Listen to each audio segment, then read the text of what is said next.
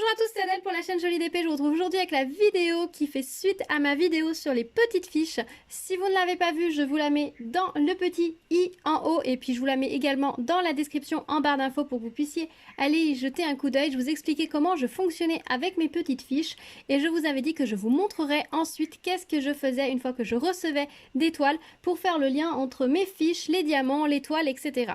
Donc c'est ce que nous allons voir aujourd'hui. Donc j'ai reçu pas mal de petites choses, hein, ça vient de différentes commandes. Voilà, j'ai gardé différents exemples sous la main et on va voir ensemble comment je m'organise. Du coup, j'ai pris les petites fiches qui correspondent aux objets que j'ai reçus. Là, nous avons les toiles, les diamants, les objets, tout est là. Donc on va regarder comment je fais.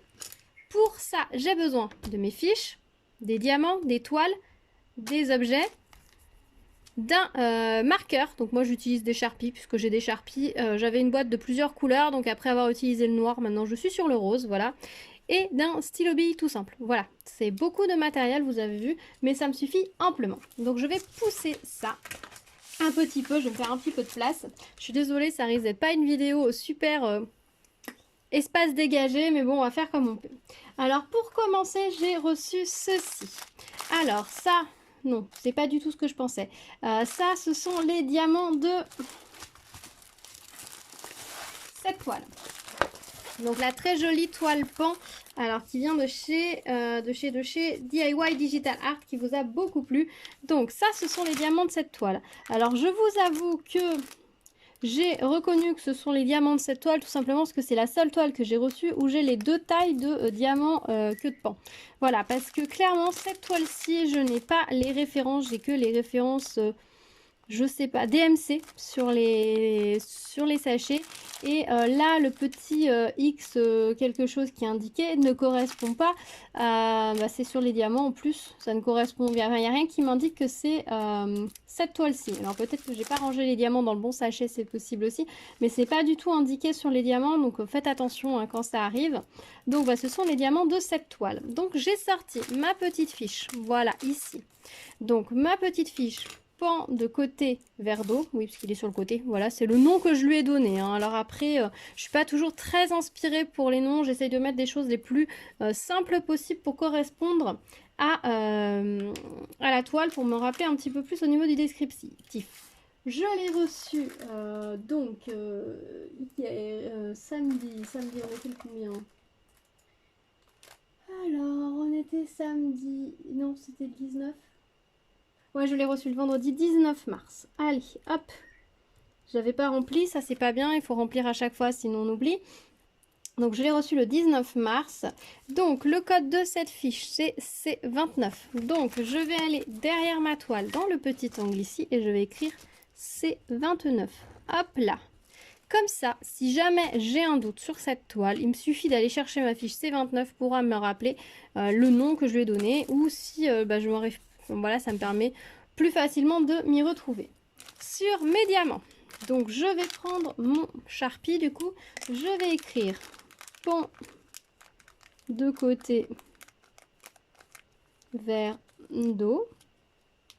Je vais indiquer que c'est une 30 par 40. Et je vais marquer C29 et je vais l'entourer. Voilà, c'est tout, pas plus. Donc, quand j'ai mon paquet de diamants qui va être rangé, généralement, pour retrouver mes diamants, j'utilise ma référence à moi, le C29. Que ce soit une fiche que j'ai sortie parce que c'est cette toile-là que je vais faire, ou que j'ai sorti ma toile et que je cherche les diamants qui correspondent à ma toile, je me sers toujours de ma référence personnelle. Ensuite, je vais éventuellement chercher avec le nom. Par exemple, si une référence, je la trouve mal écrite ou que j'ai un doute, je vais m'utiliser le nom. Voilà, et je mets les références parce que des fois ça m'arrive de quand je fais le tri dans mes diamants, ça me permet de rassembler par exemple toutes les 30 par 30, toutes les 30 par 40, ou quand je vois tous ces diamants, de dire tiens ça c'est super joli, c'était sur quoi comme toile? Ah une 30 par 40, ouais allez pourquoi pas, ou alors de me voir un petit peu, voilà, ça me donne des petites idées, des bases, voilà, c'est les informations que j'ai notées. Donc une fois que j'ai fait ça, c'est bon pour cette toile. Donc je vais la mettre de côté parce que je les aplatirai ensemble ensuite après. Je ferai peut-être une autre vidéo pour ça, je ne sais pas, je vais voir.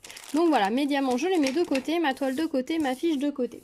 On va prendre là le suivant. Donc ça, ce sont des petits porte-clés que j'ai reçus perdus. Je vais pas prendre ceux-là, je vais prendre les autres parce que j'ai pas la fiche. Les petits porte-clés, on va prendre ceci. C'est ceux-là. Les petits porte-clés Sign que j'ai reçus aussi de DIY Digital Art. Donc là, je vais pas aller plus dans le détail. Dans mon sachet, j'ai mis la barquette et le stylet. J'ai les diamants, j'ai le porte-clés. J'avais vérifié un numéro de l'unboxing que le kit était complet. Je vais juste écrire C30 dessus. Voilà. Je ne vais pas aller chercher plus loin, j'ai pas besoin de préciser que c'est des porte-clés Sign, hein, on le voit. Je mets juste ma référence, juste histoire de me rappeler. C'est pour ça que sur certains unboxings, vous voyez des références sur les objets, et ben c'est pour ça. Voilà. Et là, je n'ai pas mis la date de réception non plus. Hop, voilà, c'est fait. Ah oui, non, j'ai cru que j'avais écrit 2031. Ouf. Alors ensuite... le kit, voilà, ça c'est un cadre, tout est dans le carton, hein. J'ai vérifié lors de l'unboxing, même si le carton est un peu déchiré. Quand c'est comme ça, des fois je rescotche un petit peu, mais là comme je vais le faire très prochainement, j'ai pas besoin. J'ai mon petit kit, j'ai ma petite fiche, c'est le kit C31. Voilà, ça c'est fait. Alors les objets comme ça, c'est très très rapide à enregistrer, parce que du coup, bah, c'est fait. Voilà, et c'est bien le bon objet. J'ai pas besoin de plus, puisque tout est contenu déjà dans l'emballage, il n'y a pas de souci. Je vais le mettre, je sais pas trop, là.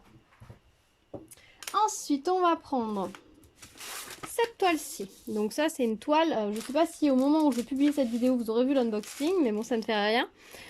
C'est une petite toile entre 30 par 30, mais je pense que c'est taille de l'image. C'est même pas. La taille de l'image fait 29 et quelques. C'est vraiment une taille, je ne sais pas trop quoi. C'est une toile partielle. Donc là, ce sont les diamants. Donc là, je peux vérifier. C'est bien la HM 7121. C'est écrit ici. C'est écrit ici. Ma petite fiche ici, ça s'appelle Papillon rouge et cœur. C'est la D47. Donc au dos, je vais écrire D47. Voilà. Là, je vais écrire de ce côté-là papillon rouge et cœur. D'ailleurs, ils sont pas rouges, ils sont noirs, mais ça fait rien. On va mettre que c'est une 30 par 30 quand même, hein, parce que là, le format est un peu bizarre. Je vais préciser que c'est une partielle. Et des 47. Voilà. Alors je fais attention avec ce genre de petite toile partielle parce qu'il y a tellement peu de diamants que ça c'est le genre de sachet qui va se foutre tout au fond de la boîte et vous les oubliez pour toujours. Voilà, c'est fait. Pas plus. Allez, j'en ai encore deux à faire avec vous et après on a fini. Alors ici, j'ai cette très jolie toile qui vient de chez DIY Shoes. Là, j'ai les diamants. On peut vérifier... C'est écrit sur les sachets de diamants, c'est écrit à l'envers, mais c'est bien la Y031. C'est juste que c'est écrit à l'envers.